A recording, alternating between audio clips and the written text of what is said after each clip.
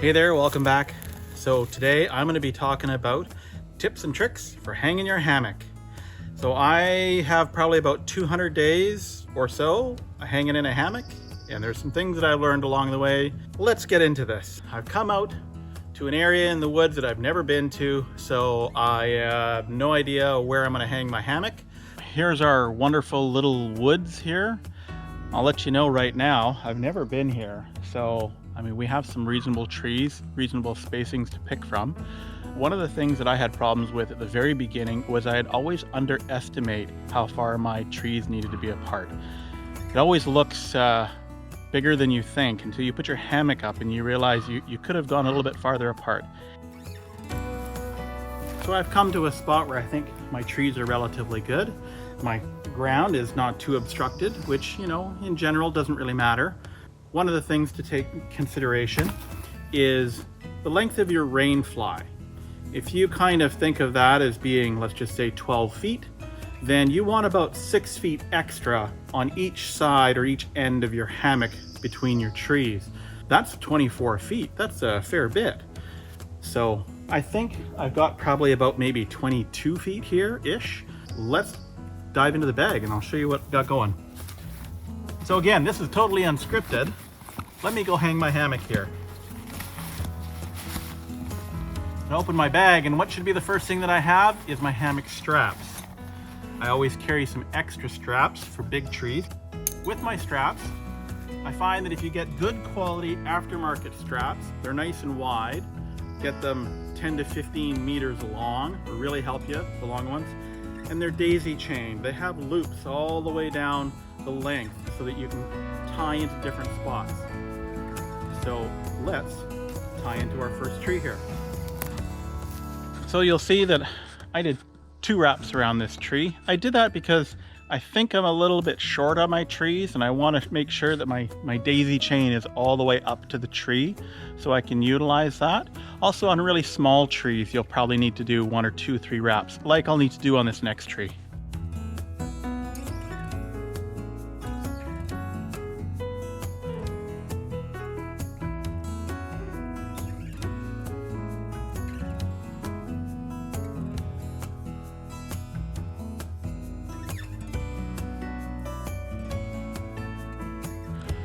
So as you can see, the daisy chain already starts where my tree is, so I'm safe on this one that I'll have the entire length of daisy chain to use. So I only had to do 2 wraps on this one.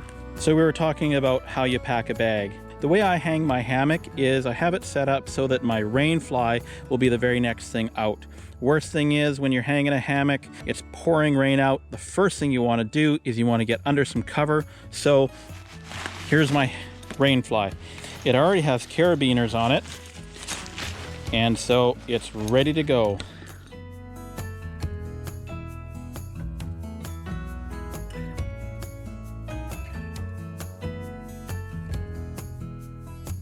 So a little trick that I learned is you don't really need tent pegs when you're hanging out your fly.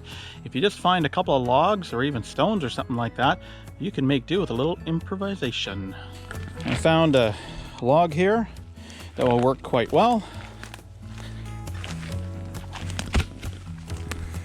All I need to do is tie a half hitch around the log and then place the log where I want.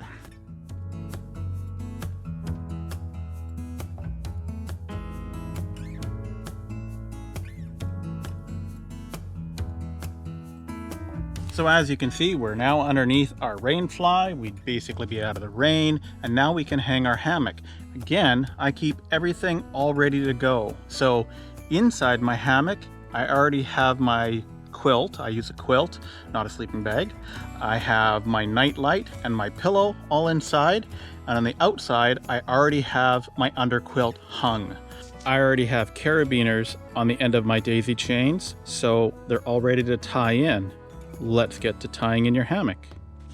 So the way I pack my hammock, actually, the first end that comes out is my head. So I always know which end this is and where I want to hang it up. So this is where some of the experience comes in, is how to tie your hammock on and where to tie your hammock on. So when I always start, I always put my head at 3 loops lower than my fly, and at my foot, I'm gonna actually put it right at my fly. So in tying in a hammock, you need to learn how to do the munter hitch.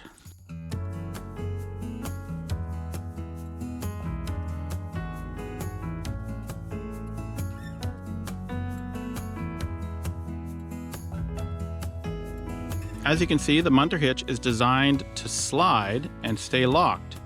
It is a rolling hitch, so when you go to tighten it up, it's going to flip around.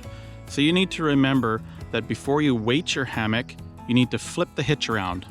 So when you're initially setting up your hammock, all you need to do is throw in 1/2 hitch into your munter hitch to lock it off. One of the things about hanging in a hammock is think of a hammock like a bowl of water. You're the water in the middle of the hammock. If you put your head higher than your feet, you're going to automatically want to slide to the bottom end, and then you're all cramped up in one end. It's kind of counterintuitive. You want to be able to sit in a hammock, maybe with your head a little bit higher, but to do that, you actually need to put your head lower.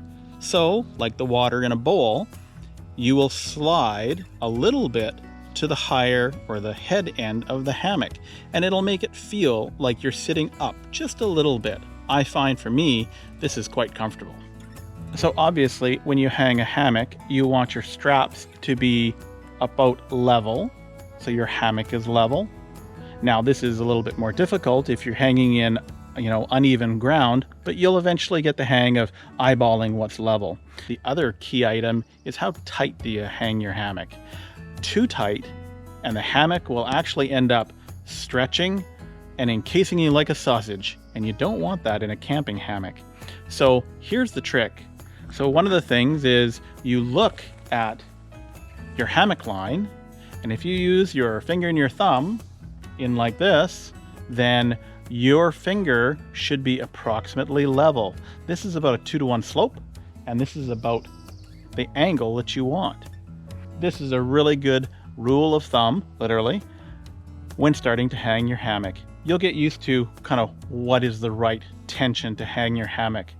Every hammock is just a little bit different, so this is a good starting point. Now, since we have our hammock hung the way we want, and we're pretty happy with the height, we can now just lock off our munter hitches with an extra 1/2 hitch.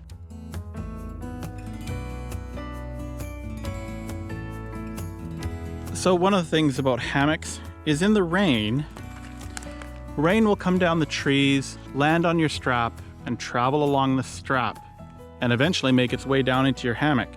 So one of the tricks in doing this is actually having spots where the water will break and fall down. Break and fall down. Any little prusik knot will stop the water from going down your tie-in line, and it'll drip down. So one of the things that I do is I take my end that I have left, and I'll actually tie it onto my line as another rain break.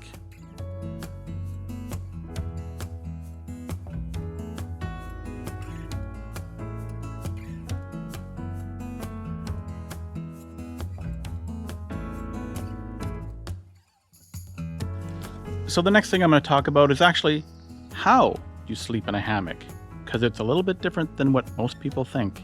The hammocks that you buy at little discount stores that are not that expensive are symmetrical hammocks. They are made to just quickly hang up, lounge around in the backyard. They are perfectly symmetrical. There's no difference between left and right. A camping hammock, on the other hand, is actually asymmetrical. It's designed like a little bit of a trapezoid with 2 long ends and 2 short offset sides. And the reason for this is you actually sleep diagonal in a hammock. You don't sleep end to end, a little bit diagonal. Think of a baby swaddled. That's how you want to be laying in a hammock. It actually allows you to be a little bit flatter. So a few things that I've learned from hanging in a hammock over the years is things that don't work for me. When I first started using a hammock, I had a traditional mattress pad and a sleeping bag. And I found that the added mattress pad really restricted the amount of room you have inside of a hammock. The other thing is a hammock is naturally cold. It's great for hot weather, but in cool weather, it's even colder than being on the ground. So having a mattress pad inside my hammock, I found that any body part that came off the mattress pad instantly was cold. An elbow would come off and it would get cold. And, you know, I'd roll over and my hip would come off and then I'd get cold. I went to what most people do, an under-quilt. This under-quilt allowed me to not use a mattress pad inside, and rather than going with a restrictive sleeping bag, I now use a down quilt that's specific for camping. This one is rated at 0 degrees, and it is literally a quilt with an end that I can kind of snap together, so it kind of forms a little bit of a foot box and keeps my feet all wrapped up. And so far, this has been plenty good enough for me down to 0 degrees. I will sometimes wear an extra pair of long johns if the weather is, you know, pretty cold, but in general, it's been really good. Many people ask me about underquilts. Yes, there's down underquilts, which are great in cold, dry conditions. They're super warm. I love them. But for me, on the West Coast here, where we traditionally have rain any time of the year, I go with a synthetic underquilt. Now, yes, it might be a little bit bulkier when you're packing it, but it doesn't absorb water like down. You get caught in a real bad rainstorm, and yes, your underquilt will eventually get wet from the rain blowing in sideways. And it's nice to know that it's not totally drenched when you have to pack it up in the morning. Let's hop in the hammock. Sit down in my hammock. Off comes the shoes.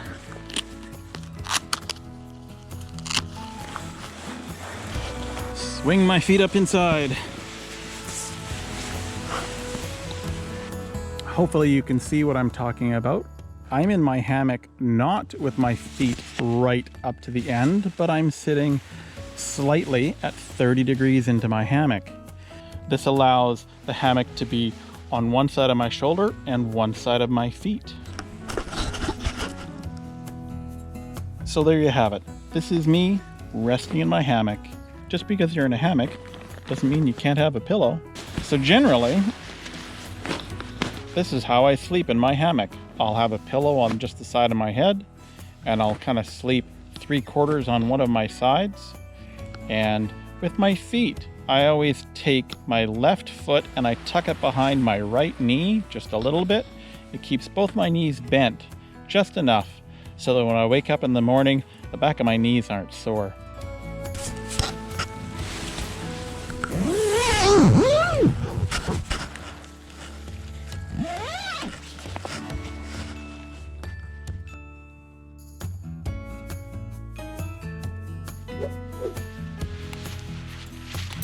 So I hope that helped you out with a little bit of tips on hanging your hammock. Remember, it just takes time, a little bit of adjusting here and there, and you'll figure it out. A little bit of experience will go a long way. So get out there, have fun, and enjoy.